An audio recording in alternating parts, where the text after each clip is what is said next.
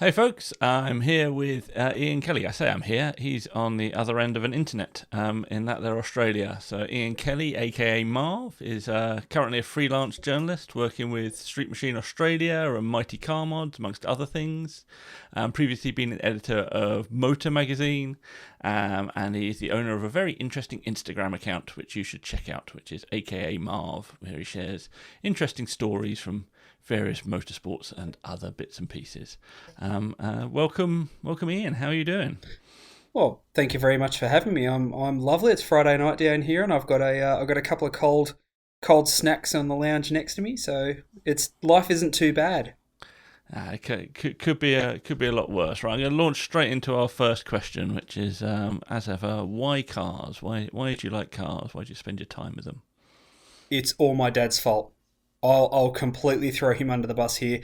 My dad's into cars. His brother's into cars. All my uncles are into cars. My cousins are into cars. All my friends are into cars. There was no hope for me. Um, I in Australia, I was born in the 80s, and I remember growing up in the era of plastic bumpers, and I remember seeing this thing parked in the little regional town where I grew up.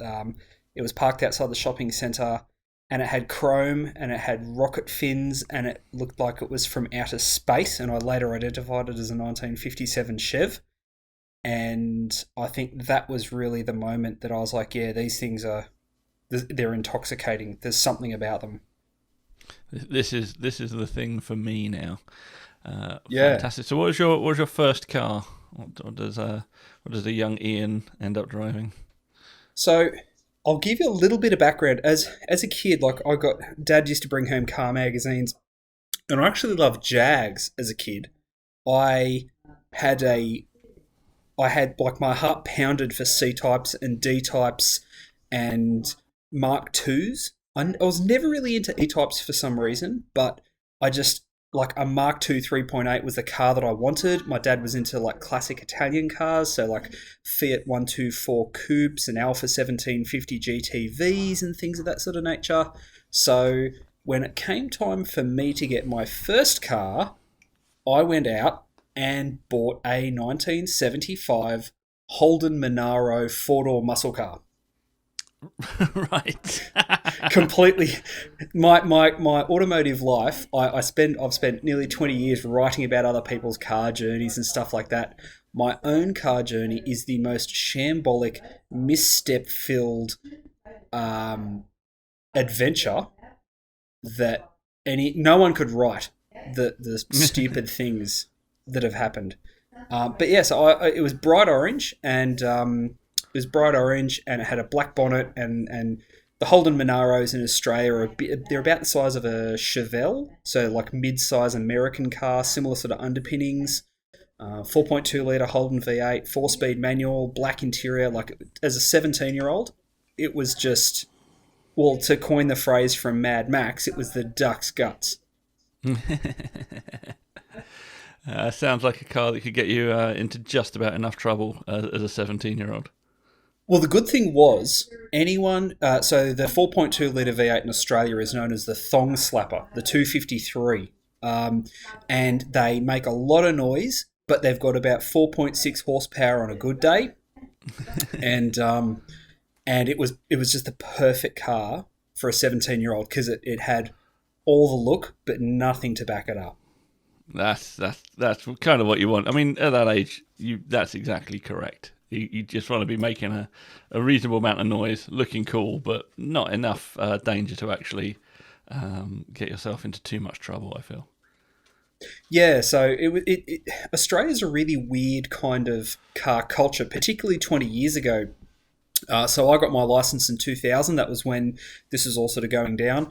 And I had a friend who had a Lancia Beta Coupe, which was a very rare car in Australia. And so that was a 1800cc front-wheel drive twin cam, actually quite a nice car. And then we had another friend who had a 1971 Ford Falcon, the local sort of, it was a GT Falcon lookalike. Now, GT Falcons in Australia in the early 70s were powered by 351 cubic inch Cleveland engines, as found in De Tomaso Panteras and those sorts of things. So Nice. he was able at that time, they're worth, like the factory race models these days are worth $1 million plus, but the you could in that time you could go out and buy one of these things that had stove hot V8s for cents in the dollar. And so we had this really kind of eclectic mix of cars in our group. We had one friend had a Nissan Pulsar, which I think is a Sunny in the UK. Yep, yep, Um, yep. and yeah, so we'd go out driving together and we'd find twisty roads and go fanging down twisty roads and have a mad time. But some of us had more horsepower than they had brakes and handling, shall I say.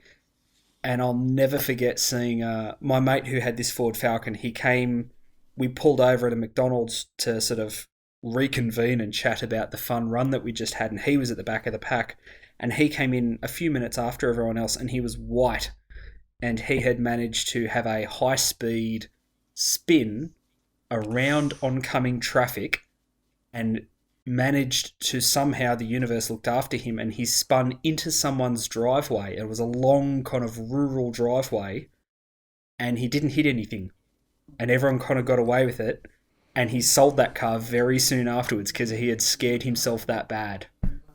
Yeah, I think that there's a lesson there for everyone. It's to know your limits, and because otherwise you can end up falling out of love with the car that scares you too much.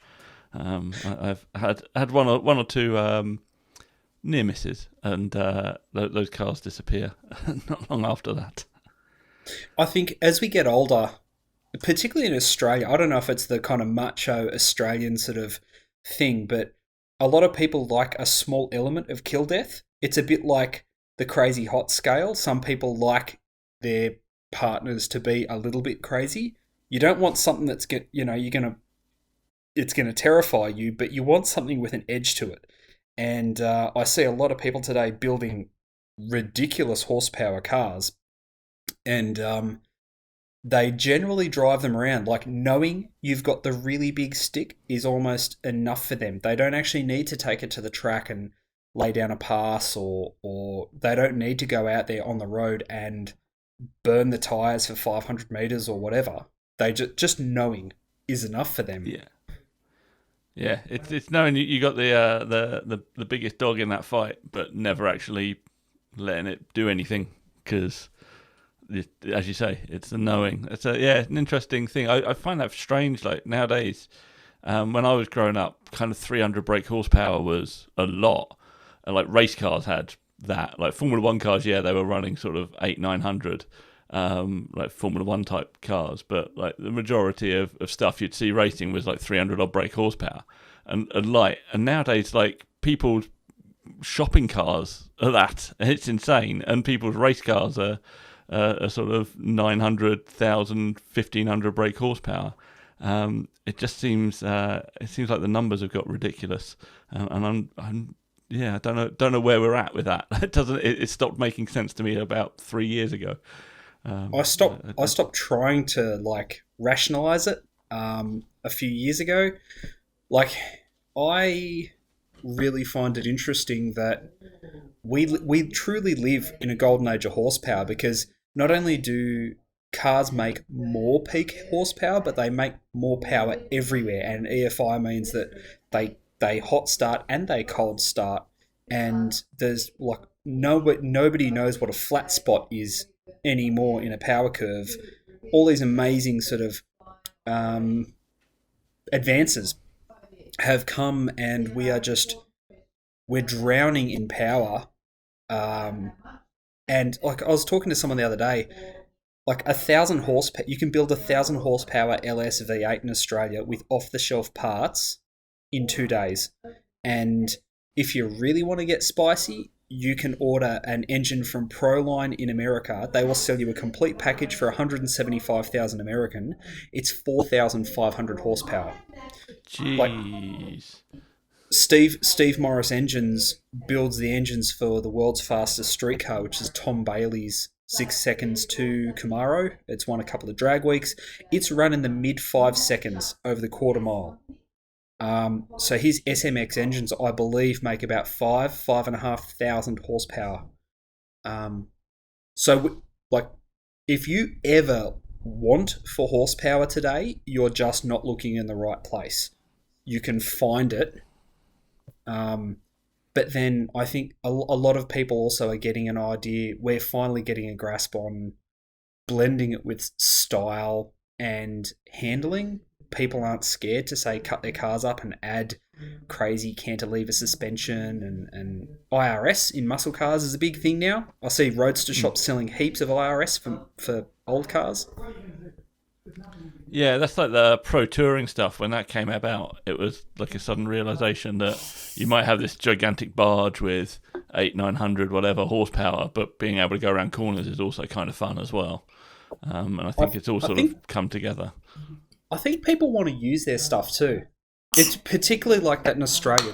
Like when I was first writing for car magazines 20 odd years ago, there was a clear delineation between race cars and show cars. And now what we have is basically super finely detailed street cars that make race car horsepower and could do race car lap times that are detailed and polished enough to be show cars. And Yeah, it's so that, like a lot of people in Australia, there's so much going on. Land prices down here are so ridiculous. We're all mortgaged to the hilt. So you can't necessarily have a tow car, a trailer, a race car, and then a nice Sunday cruiser. If you do have that, you're very wealthy. So people have to build all that stuff into one. And like down here, I see it quite a lot in the UK too. Cars and coffee events, events where you can turn up, be there for a short while, and then leave and go about your day or night are super popular.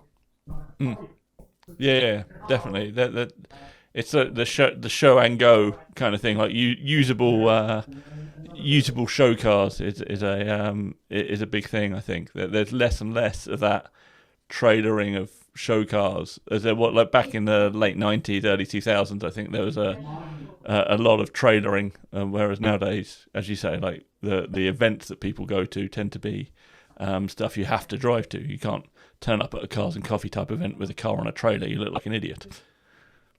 Yeah, and I think it's also learned behaviour. I think in the late 90s, everyone was still following along from how the hot rod guys and the street machine, for want of a better term, guys would do it. They would trailer all their cars to shows. And you did stuff where you jacked cars up and put displays underneath them. That then, as people kind of found, as we matured as people, like certainly my generation, I'm 37 now, and people sort of around 2005, 2006, I remember seeing that people saying, well, hang on, why am I building these big displays at shows? I want to use my car. I want to actually get out there and like my family needs to enjoy this as well. I'm spending a lot of money on it and spending a lot of time on it. So let's just use it how I want to use it. Let's not conform to the, expectations. Yeah, for sure. One of the other things actually that popped into my brain while we were talking about the extreme horsepower stuff was a thing I learnt the other week that Christian Koenigsegg, who owns Koenigsegg, unsurprisingly, his fun summer car that he takes to work is a Mazda MX-5, and it's as a reminder to himself that cars should be fun to drive, and I think that's a thing that's come about. Actually, people don't need to chase this horsepower, as you say. You can buy a 1,000 brake horsepower engine off the shelf now. People are starting to learn that the fun in driving is there, and I think these cars and coffee type events encourage that because you've got the journey to and from is also part of that experience. I think Yeah. that's definitely a change. And I think that people are remembering that variety is the spice of life. Yeah, Like Instagram I love Instagram so much more than Facebook because you get, if you can think of a term to search for, you can find Himalayan Wolseley Owners Association and see what those guys are doing with their cars, like whatever it may be. And It means that, like, so E30 BMWs are like my crack cocaine. I've owned a stack of them. I love them for some reason. I think it, like, small, light, rear-wheel drive, engaging cars. That just must be my type. Um, but like, I was talking to my wife a little while ago, and I said, sort of like, we were talking about a friend of mine who has a lot of cars, and she said, "No, please never do that." And I said, "No, I don't. I don't think I would ever want to do that. I want to have a really well-rounded garage." And I think that's a very common thing today. A lot of us are time poor these days, and we're getting bombarded with information. And we go to events like Cars and Coffee, where you'll probably see some rare Japanese car parked next to a rare Italian car parked next to a cool everyman's car like an MX-5 or something like that. And it just reminds you that the world is very diverse, and we're complex beings. We've got a lot of moods, and some days you don't want to listen to heavy metal and drive a 4,000 horsepower, pro street American muscle car. Some days you want to have that fine scalpel sharp handling with 50 horsepower, and you want the Lotus Elise experience. So yeah, it's like, I think, like I was saying to my wife, like, I want a 3-car garage because that'll keep me honest, Yeah, I think that hunt for the perfect 3-car garage is definitely a thing as well. I think there's power in that idea. I suspect that you could have a lot of long conversations with people around what their perfect 3-car garage is, because I I've talk definitely about it thought with it my through mates. a few times. It's so hard. It's so hard to work out. One of the things is we change as people. The person I am today is not the person I was when I was 20 years old. So my 3-car garage changes. I've learnt, though, I've kind of nailed down 3 basic styles that I like. So I own a 1964 Pontiac Bonneville, and that's my big American cruiser. I love 50s and 60s American cars for their excess and their size and their V8, and just they're just ridiculous. They're a caricature, but I love them for that. That's fantastic. It's the same reason why I like watching Lethal Weapon movies, and I like watching. I actually enjoy watching Expendables movies and stuff like that because they're caricatures. But at the same time, parked next to that, I would love a Hartgear tuned E30 323i, and then Nice. I would keep a third bay that would just be on rotation. I want to own an air-cooled 911. Someday I'd probably like to own a Supra, a JZA80 Supra, or a Skyline GTR. Both of those are so expensive in Australia now. I doubt I'm ever going to get there. But there's a million other cars that could fill that third spot. And it's Yeah, I about, like that idea. I like the idea of having a rotating sort of third spot where you got your sort of dailies and your fun car, and then you've got like this third spot that's kind of whatever's on your mind at the time, or just an itch to scratch somewhere along the line. I like that. I talked to I got a mate who's an electrician. So electricians in Australia earn good money, and so he's got the luxury of being in a pretty favourable financial position where he can pick up project cars. And so he's got a late 70s F100, which is just this kind of rowdy, bright yellow American freedom machine. It does ridiculous burnouts. It's like something straight out of Roadkill. Um, much Lovely. shinier, much shinier than anything on Roadkill. But he's got a $3,000 E38 740 IL BMW, which is just super neat. It's just slammed on a set of AC Schnitzer wheels, and that's his kind of comfortable cruiser. And he's got a 65 Fairlane, which we're going to put a Stroker small block Ford V8 into with a 6-speed manual.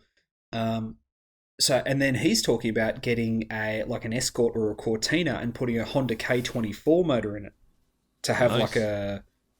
building like a modern version of like a BDA kind of works rally car, but obviously without spending £1,000,000 on an original BDA rally car and then ruining it. But so he's got that, he's got that kind of like everything's kind of covered there. He's any kind of mood you could have when you walk out to your garage at the start of the day. It doesn't matter what your mood is. There's a car there for you. That's yeah, that's nice. I like that. I think that's an aim for us all to come out to our garage and go, right, I'm in a mood for this today, and have the keys and the car all ready for it. I just want to sort of sorry, I just want to touch on your career a bit actually. So I've realised we've launched into a car discussion, which I'm definitely all in favour of. But for people that don't know you, which is probably some people here in probably in the everyone.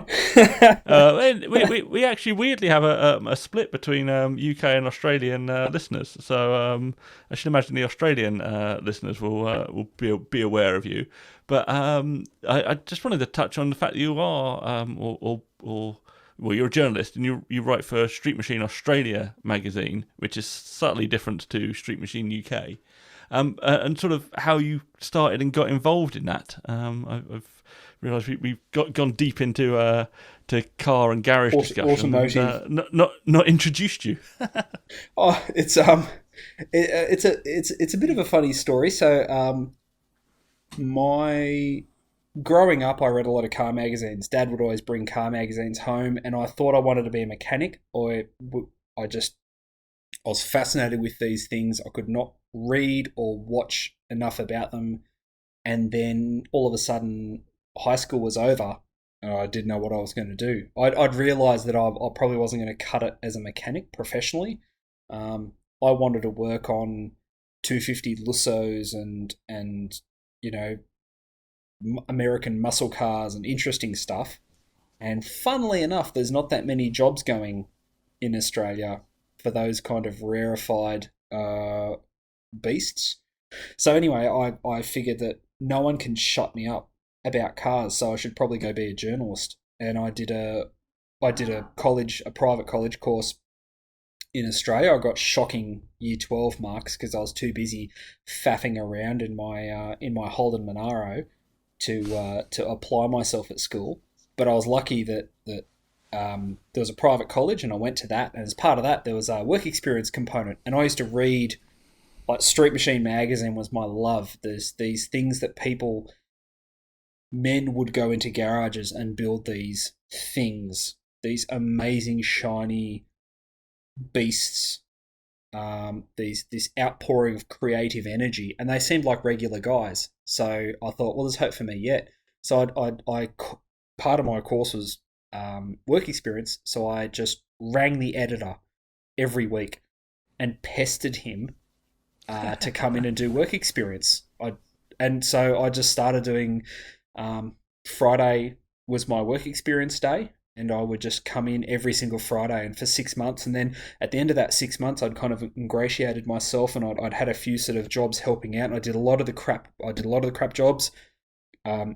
Kids, if you're listening and you want to work on in the media or something like that, you're going to have to do a lot of crap work. It's just you're going to be asked to, like, help out on photo shoots for long hours with no pay and that sort of stuff. It's all part of it.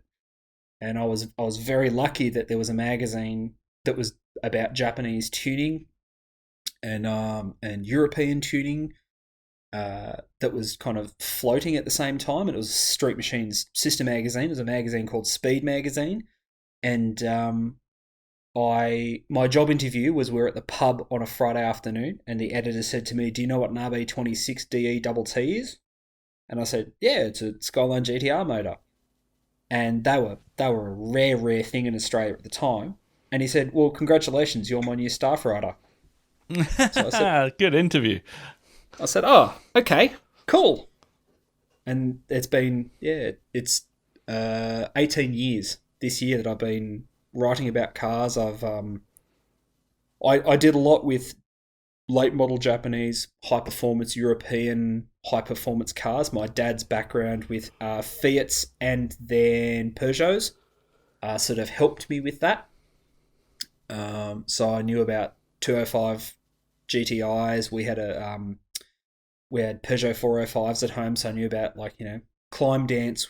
I bought a copy of Climb Dance for a birthday or Christmas when I was a kid, and I wore that VHS out, so I knew all about European tuning and whatnot. Well, I thought I did at the time, and yeah, it stood me in good stead. So yeah, it's been good. I actually got into. I met the Mighty Car Mods guys in 2005, 2006, because I had a thing for Subaru Liberty RS turbos, which is an Australian delivered legacy RS turbo. Um, and Marty and Ben, who's a mechanical Stig on the show, and Al Turbo Yoda from the Skid Factory. We all love our turbo Subarus. We like the Liberties because they're or legacies because they're a bit more of a sleeper. And yeah, I got to know those guys through that, and we've had some great times. I was actually last night. I saw that there was a Facebook memory. We went to the United States in 2016 and we built a car. We took a WRX, a 2002 WRX or 2003 WRX wagon, and we chopped it into a ute in 2 days, and then we battled roadkill in San Diego. Ah, yes, I remember that. That's a fun couple of episodes of both of the shows. That's awesome stuff. So you also write for Mighty Car Mod. So are you authoring? Because you've written a book for them, and you've done We've other done stuff with them. Yeah, we've done two books. We did a reprint of the original book with more cars in it, and I do most of the blog posts. And I help them out. Like I've produced some episodes for them. We did a HQ police car for a super cheap auto ad with an LS1 in it. Yeah, I kind of like I hang out with the guys quite a lot. They're good mates of mine, so yeah, we're always chatting and talking, and projects kind of come up as we talk and chat. We're like, oh, you know what, this will be really good. We should do this or we should do that, and it all kind of boils away. And then all of a sudden, one day, I get a phone call to say, hey Marv, can you go source us a HQ and an LS1? Nice. That's a good phone call to be getting. So Oh, it's great. It's always fun. you've been doing this kind of 18 years or so. So has the Australian scene changed that much in that time? And if so, sort of how has it evolved to where we're at now? It's changed massively. I think the advent of everyone having the internet in their pocket has meant that there are cars that aren't as scary to own. So a good mate of mine has a Maserati bi-turbo, and when he bought that car in 2004, like, good luck. You have to import everything to Australia for that car. Like my Pontiac, it becomes such an expensive exercise. Whereas now there's a lot of information out there that means you know that where the interchange is. Hey, did you know Mercedes pistons actually fit that car? Oh, okay, whatever it may be. We've seen, like we were talking about before, horsepower's just gone nuts. So people aren't scared also to fit different engines. More people are getting wrecked AMG Mercedes and they're looking at how to stick those engines in old muscle cars or old classic cars. So there's a lot more awareness of the world around us in Australia. Yeah, that's the thing. I mean, you're stuck out there on the other side of the world. It must have been a fairly localized scene at one point, but once the world opens up, it all comes flooding in, I guess. It's really interesting. So in Australia, our car scene wasn't exactly like America's. America's was all based around either NASCAR or drag racing, it seems. There were small pockets that were interested in like Trans Am racing and circuit racing and stuff like that. England seemed to be quite a bit more rallying and circuit racing oriented, particularly veering sort of towards the pinnacle being single seaters and maybe sports cars. In Australia, we kind of took a middle ground from everyone, where our main race was the Bathurst 1000. Our main interest was touring car racing. There were some guys who were just tried and true drag races flat out since the 50s, but most people, the bulk of people, took a touring car kind of stance. So our street cars would be more powerful. They'd be tuned for racing, but then they would also have handling chucked in there with them. Fat mini lights with good quality Pirelli tyres and Coney shocks and Bilstein shocks and stuff like that were common for the domestic V8 guys, as they were the guys into minis and European cars. But then as our touring car racing left production cars really by the sort of the late 90s. There's no production basis to any of the V8 supercars you see today, obviously. And so the people modifying their cars, that's when it kind of all splintered, and you have the drift scene started getting really big, sort of just as I was getting into magazines. We were running covers with drifting, which was a pretty big thing at the time. And that was 03, 04. It was starting to get really big, but then so people were starting to style their street cars after drift cars in Australia back then. And then you also had the start of the pro touring movement, and then you started getting people styling cars like rally cars and stuff as well. So it all kind of started splintering, and we lost that kind of tie to the touring cars when they went to those V8 supercars. And today, I think a lot of guys who have like classic V8 cars, particularly, they are like what you would call a radial style drag car from America. So they're not the big slicks, but they take inspiration from like a very powerful American street car. That makes sense. That's an interesting kind of. It's splintered when the touring cars became less identifiable as road cars. I think that's a sort of a weird knock-on effect on a culture of a decision somebody made somewhere for entirely different reasons. It's that's quite interesting. We had a big dust-up in the mid-90s when Group A racing went by in 1993 in Australia. You guys went to the Toka touring car 2-litre style of racing about then, I'm pretty sure. Maybe 92. In Australia, it was 1993, so we had domestic 5-litre V8, like rear-wheel drive, Holden Commodores, Ford Falcons.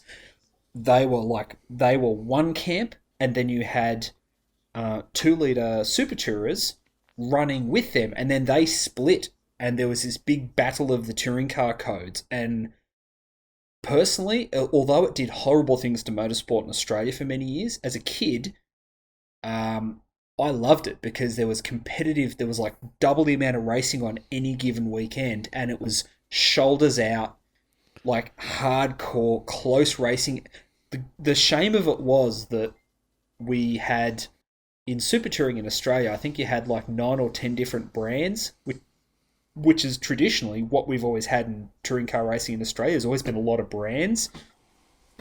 But then we lost that because the 2-litre touring cars couldn't survive against the, shall we say, competitive structure of the V8s.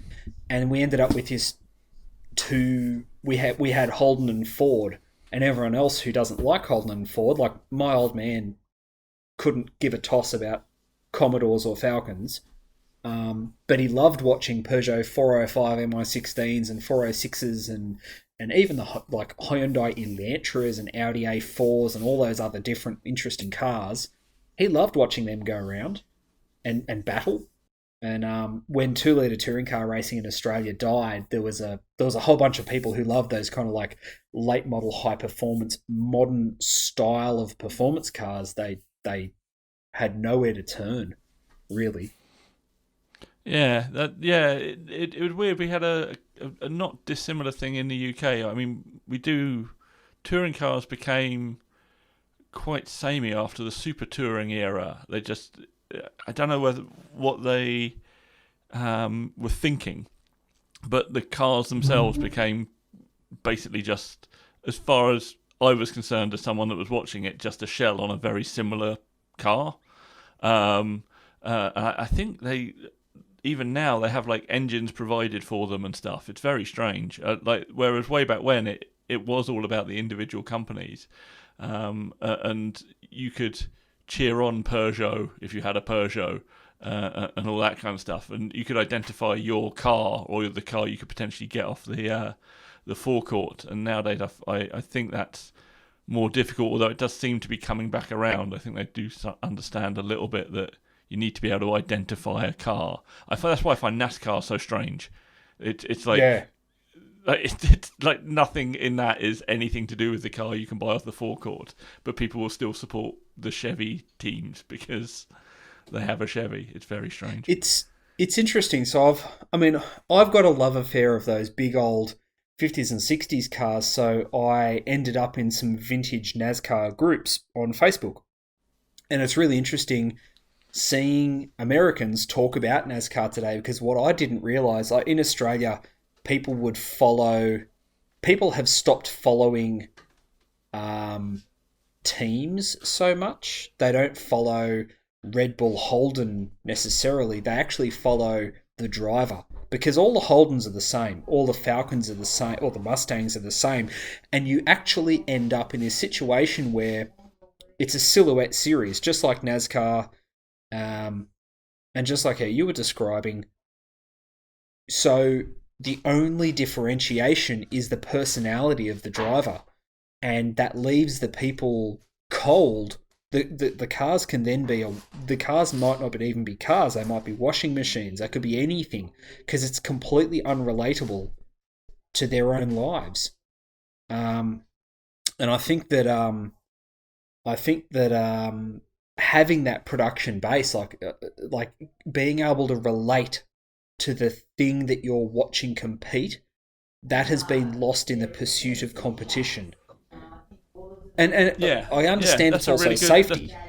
Yeah, that's a really good point. I think that the competition is tighter, but the identifiability of it is less. As you say, you follow a driver rather than a particular type of car. That's an interesting thought. I hadn't thought about that. It's like But the, it's like if you watch the Olympics, if everyone in the 100-meter freestyle was just dressed head to toe in this black anonymous swimsuit, and it didn't matter if they were, like, you couldn't see if they were black, white, male or female. They were just swimming for a time. That's how I see silhouette racing. The person inside you can't see. It's like that's just a swimmer. This is a car. yeah, A car wins the Bathurst 1000, doesn't have the same ring as the Holden Tirana, because you could look outside in the 70s and see a Holden Tirana or a Ford Escort wins the the RAC rally.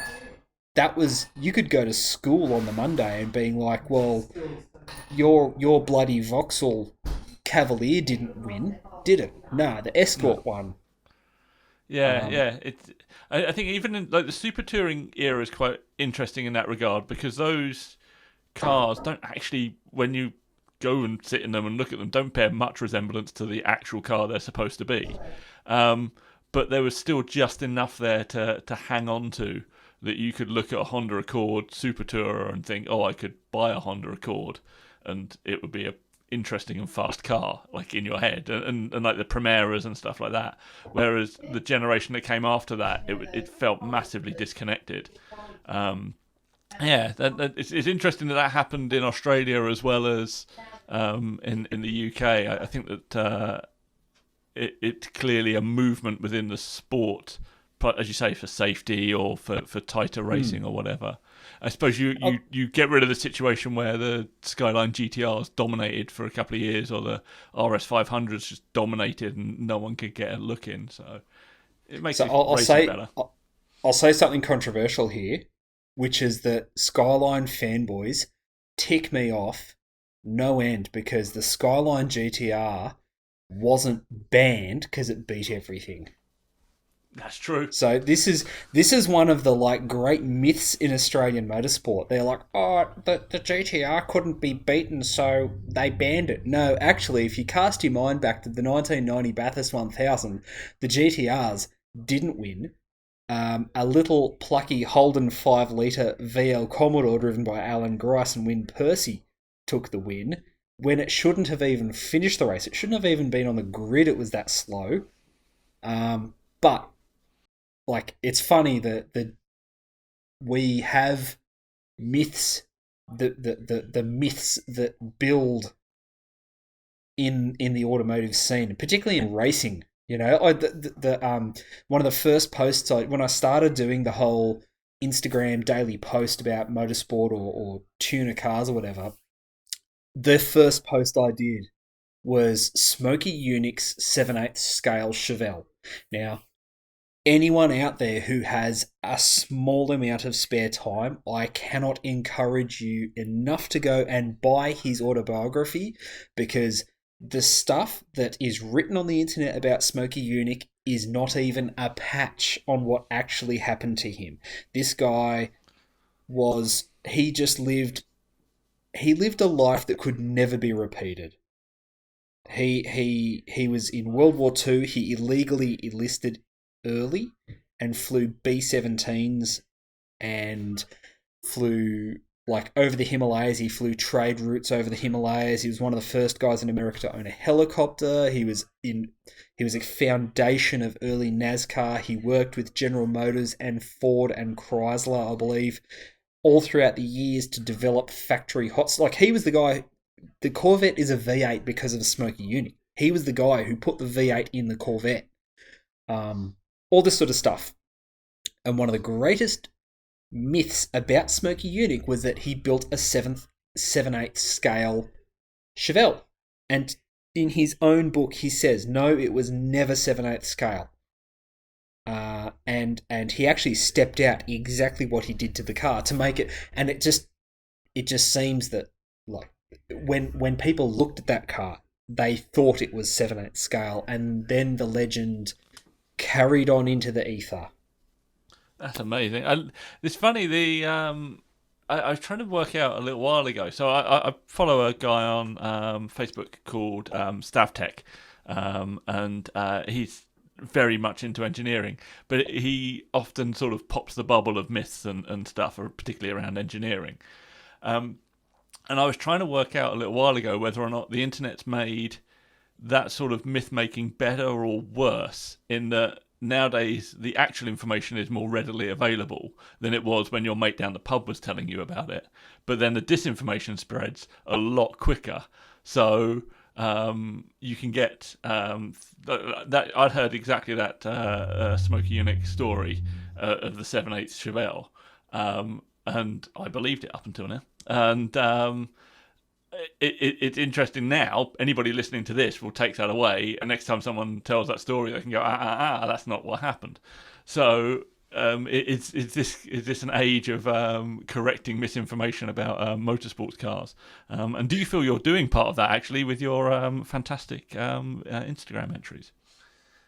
My purpose when COVID all sort of started happening, I love all the stories. I love all the little asides that pop up in not only motorsport but tuner car culture.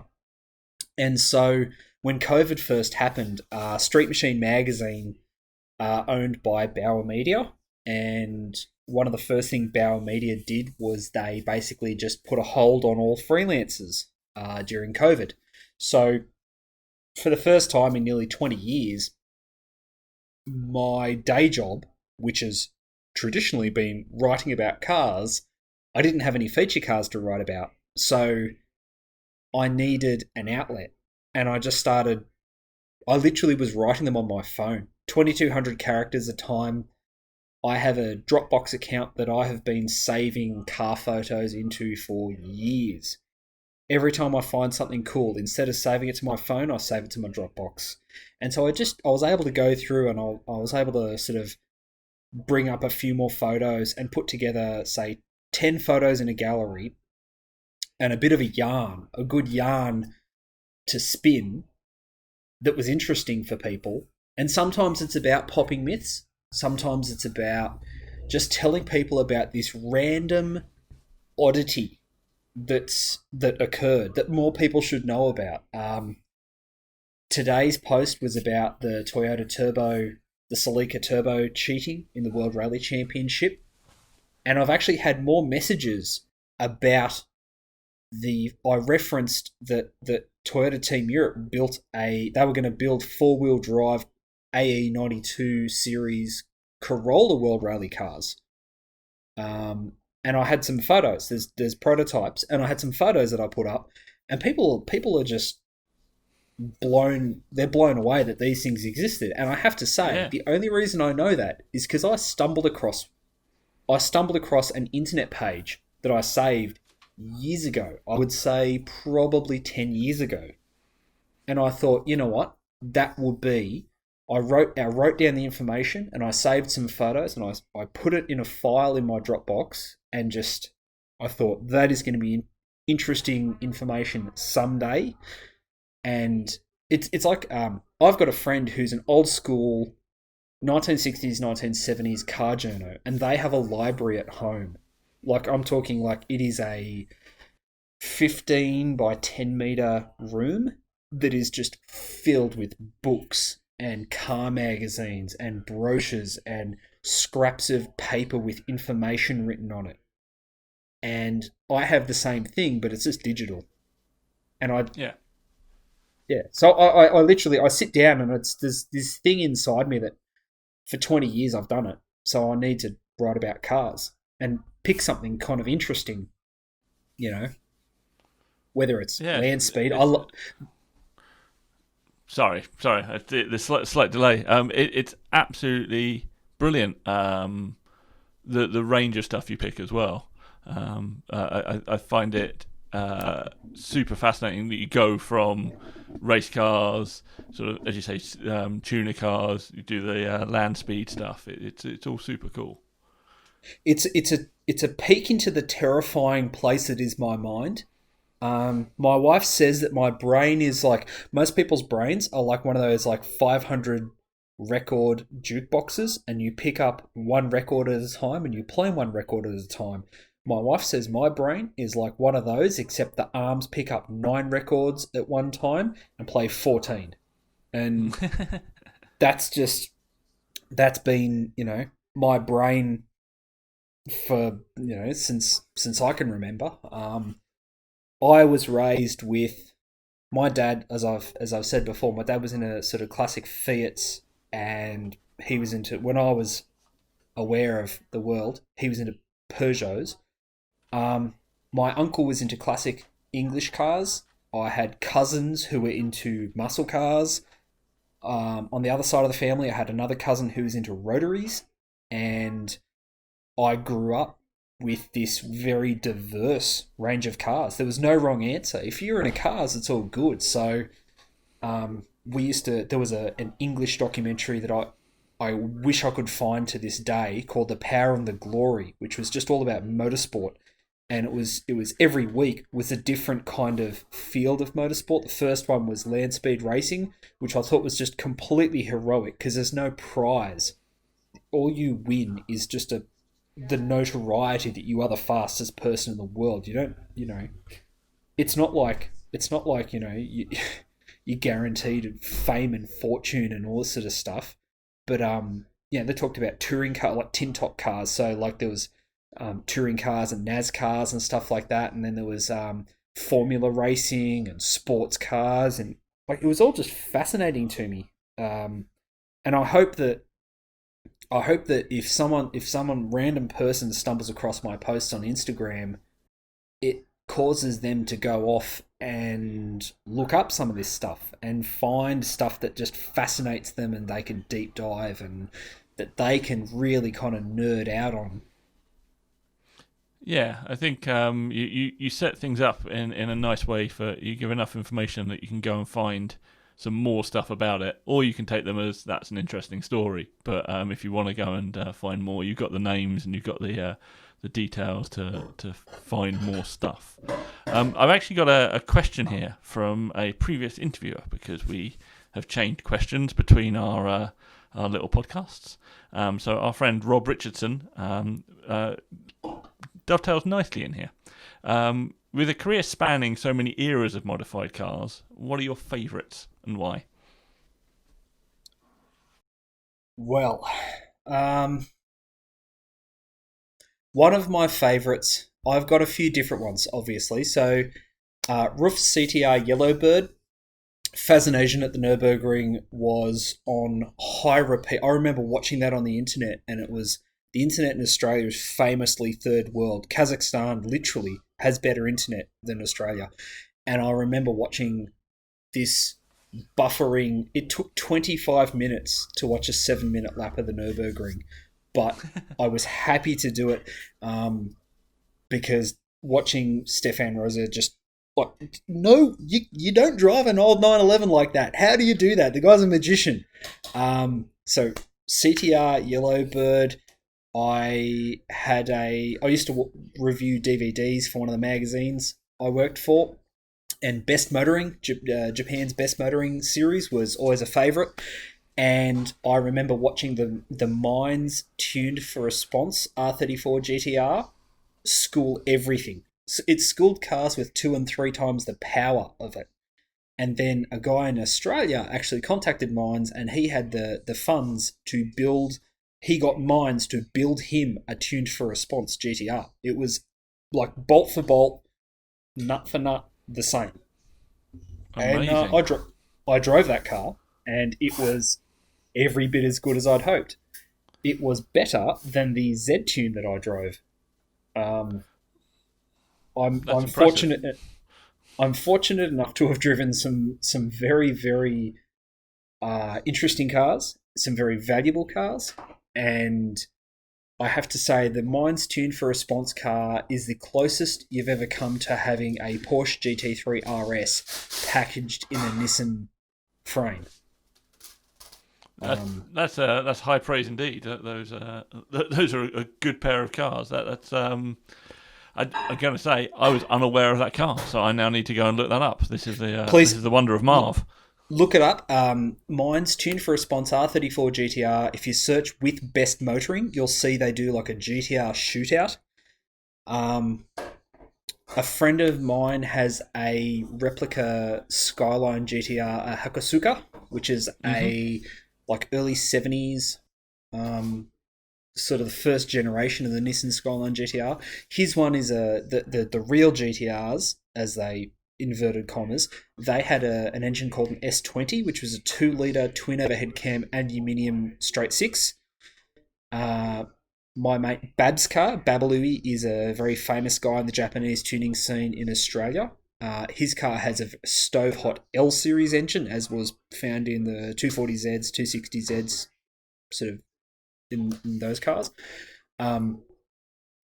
I like that car visually is just utterly intoxicating. I don't know what it is. Like, there's something Nissan got so right with that car, just its proportions and the way it sits, and then I always remember, again, Best Motoring.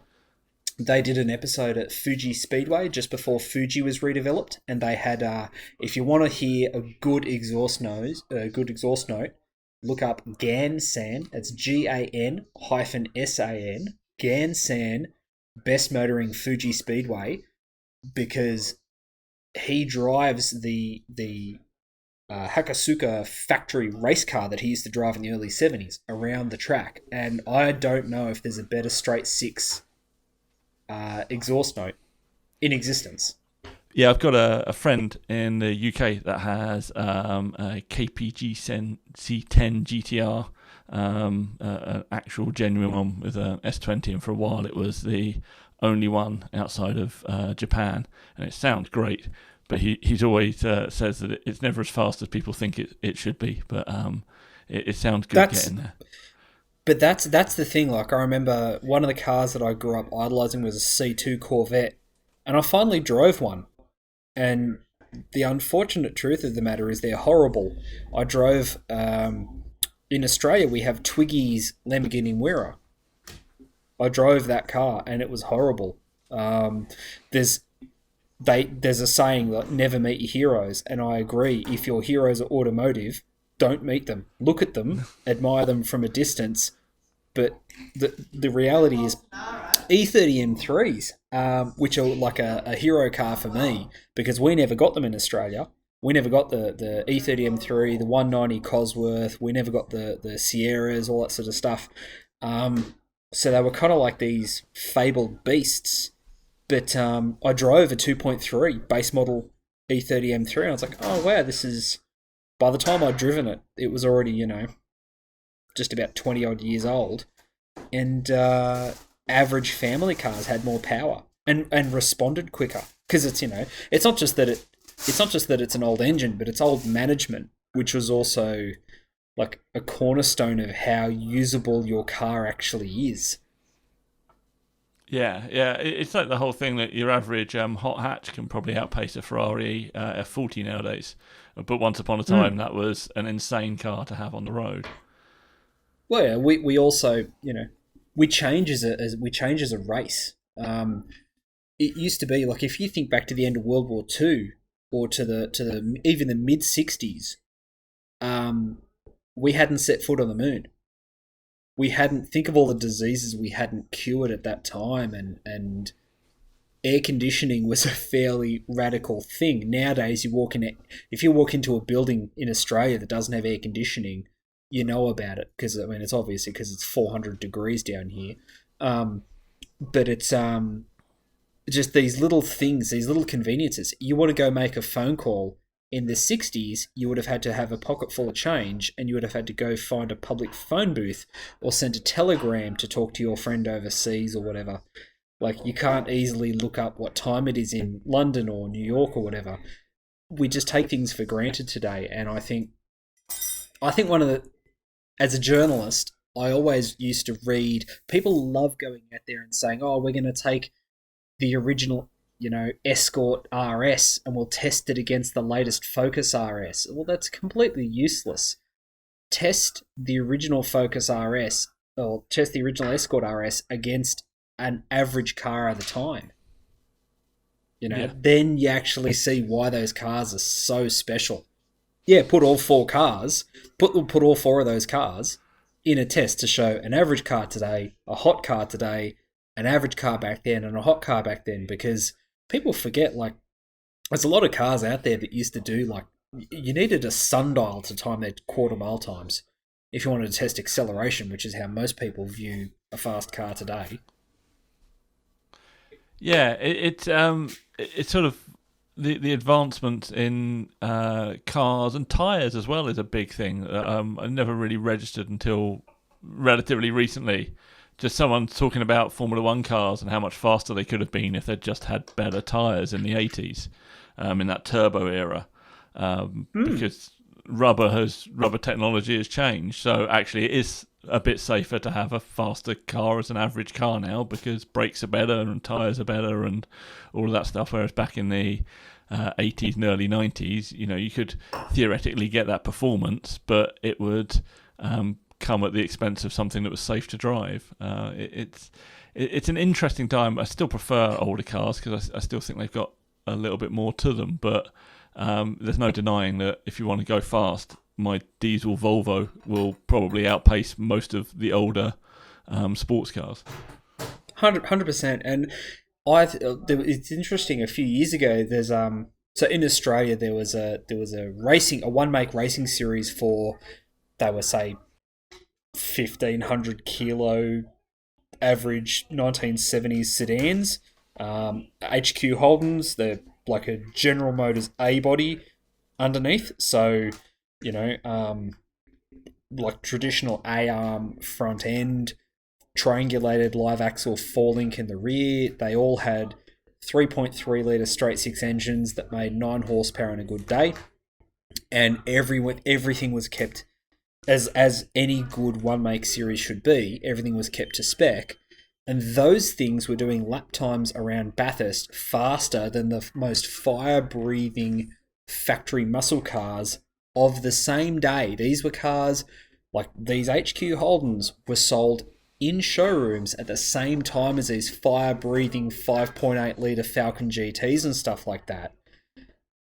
And the HQs are going around the mountain like 15, 20 seconds a lap faster. Like 15 to 20 seconds a lap is night and day. And it was all down to shocks and tyres. Shocks and tyres, that was all it was. I mean, my Pontiac, I went into that. I bought that car in 2014, and I decided that I'd try to fix up bits and pieces as I went. And originally I was going to be like a really typical LA Boulevard cruiser, so like 15-inch Astro Supreme chrome wheels. It's airbagged, so it'd be like low and slow, traditional Pontiac engine, because that's cool, and just, cruise it around at 30 miles an hour everywhere. The more I drive today, Australian roads are completely overcrowded because Australian politicians are allergic to spending money on infrastructure. And we have some of the worst drivers in the developed world down here. It's led me to basically say, right, well, my car was ordered from the factory with manual drum brakes. This is a 2-ton car, full-size American thing, manual drum brakes. That was okay in 1964 when you had one car per 19 miles of country to stop it. Now we don't have that luxury, and so I've had to go disc brakes, and I've decided on EFI and all this other sort of stuff, because they're not just faster, they're nicer to drive, and they're nicer to live with. Roller cams have revolutionised V8 engines. We make more power more efficiently. It's great. It's just, and you can keep something that looks really original without sacrificing the livability of it too. Yeah, I think that's the thing. I mean, that's kind of, to a certain degree, the whole retro rides thing, to bring it fully back round to what we're about. It's kind of just much more livable, modified older cars. Sure, we like the slam stuff and we like the rods and all that kind of stuff, but at its heart, the majority of the people around our little scene are just trying to have usable older cars, really, and we have that ability now. We can do disc brake conversions and install EFI and all that stuff that once upon a time was scary Formula One technology. It's now a thing that someone can chuck in their car in a garage, which is brilliant. The power of the internet and all that. I love what you guys do, because I love seeing all the different stuff. I love seeing, they say that, there's 1,000 ways to skin a cat, and I love seeing 999 of them on your page, because it's just, it always keeps your brain ticking. It just, people, and it doesn't matter if it's an Alpha 75 or a 38 Plymouth, or whatever it is, like a Mini or an Alpha Sud. There's interesting, different ways to do stuff, and people put their own stamp on cars, and it's great. You can deep dive this stuff. I love going in and seeing how, how's he mounted that engine? Oh, how's, he's got aircon on that 4AGE in that Sprinter. Oh, that's cool. I haven't seen one done like that in the past. And gives you distraction too. Yeah, that's the thing. It does give you distraction. I think it keeps your brain ticking as well, like with your own stuff. I mean, we can't take credit for any of this stuff. We're not building any of it. We're just showing it off. And I think that's kind of, it's really nice, as you say, to see the possibilities and see the direction people are going. I always think modifying a car is an expression of self in some manner. It's not like purely art or anything, but it is kind of like, this is what I value in my life. Like the 3-car garage that we were talking about really early on. It's sort of like these are the things I currently value, and these are the things that I want in my life. And I think that's kind of true when you modify a car. Like when I was younger, I probably wanted something that was just fast, whereas now I want something that's going to be slightly more comfortable because I'm middle-aged. Yeah, and that's it. I love the idea of outlaw cars. I'm not super conservative as a person, but I'm I shy away from conflict more than I go and embrace it. So I'd never own a complete outlaw car. We've got cars in Australia that run like 6-second quarter miles and they're street registered. And like to give a bit of background to the UK audience here, we have like you guys do, we have incredibly restrictive registration laws where some cars have to get emissions tested every year, noise tested, all that sort of jazz. So it can be quite hard to pack sometimes 3,000 horsepower into a average sort of Ford Granada sized family car. But people do it, and this is great. This is, like, people find a way. And people, I even love seeing how people paint stuff differently. It just a mate of mine over here runs a great Facebook community and Instagram community called Build Threads, and like the whole premise Anth had was just find interesting build threads and share it around, because it's that thing, like, you'll know, you personally will know 10 people who are all into cars that are all slightly different. I know I do. But we all love a build thread. We all love to hear someone doing something different. A guy I know, Trav, I'll give him a shout out. He's got a Toyota Stout, but he's got a like Hilux front clip and a completely narrowed rear end with drag radials and an insanely powered 2JZ in it. That is just an interesting thing to look at, even for hot rodders. It's a wild thing. And I think that, like we talked about before, the internet means we can, even if you're not out there building them in your shed, if you're just collating them and providing them as a thing to consume for the public, like, it should be applauded, because you learn a lot. You see how people solve those problems. Yeah, I think also the great thing now is you're not sort of restricted in your kind of box. So, like, way back when, like, you'd be in Australia, you'd be maybe a member of a local Holden club or whatever, and that's like the people that you socialise with and the cars that you may have seen more of, and that would be influencing your decisions and choices on what you wanted to do. Whereas now, because the whole world is at your fingertips, you're exposed to a lot more stuff, and you won't necessarily go, oh, I now don't want to be in the Holdens, but you might go, oh, this guy over here is doing this. This guy in Germany has done this to his whatever. 100%. And that's kind of that pushes your buttons. You're like, I'm going to do that to my Holden, and that's going to be great. One of the guys I know from down in Victoria, Heath, he's got a Holden Tirana with Panasport 3-piece Japanese wheels on it, like a wheel that would otherwise be seen on a Nissan Laurel or like one of those kind of 70s, 80s era Nissan Datsuns. He's got them on an iconic Australian muscle car that is a Pro Tourer. This awesome. Occurs, and it's like this occurs because you've got people out there, like, you can have it's like cooking. My wife loves cooking, and she's like, oh, she'll take a bit of, Italian influence into the traditional New Zealand dish that she's baking for the night, or whatever it may be. We can take these influences.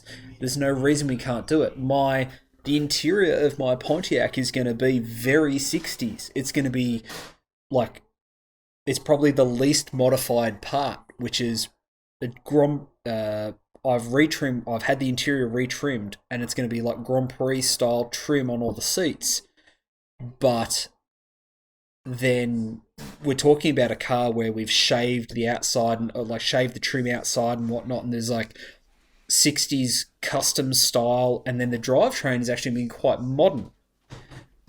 There's no reason why you can't have a car that's powered like a street machine, styled like a hot rod, with a late model tuner approach to the interior. There really isn't. No, there are no rules. Build your own car. Yeah. That is, I think, probably the best advice anyone can give anyone is build your own car. Take your influences, but then build your own car. That is absolutely superb. Well, we are fast approaching time, I think. This has been absolutely thoroughly enjoyable. It's great to hear the thoughts on other scenes, but also hear the similarities with what we're experiencing in Europe and UK as well. So thank you very much for your time. I have to say thank you very much for having me on. It's been fantastic. I always love talking to different car people from around the world. It's refreshing to sort of have have our own scenes, sort of ideas reinforced and whatnot. But it's great. I love your Instagram, and I love seeing what other people do with their cars. I think that there's a lot of people who harp on about car guys. We're always building cars in our head, you know. I think a lot of people out there listening to this will probably see, like, you walk past a car in the main street of a town, and you're like, oh yeah, if that was mine, I'd have these wheels, and I'd do this and I'd do that and whatnot. Well, Instagram allows us to live vicariously. We get to live out these fresh ideas and whatnot. So, yeah, I think it's fantastic. Like, we should broaden our own, or we should always broaden our own horizons. Yes, definitely. I think I endorse this message. That's absolutely superb. Well, thank you everyone for listening. We will be back again next week. I would like to say I know who it's going to be, but I don't. So that's what's happening.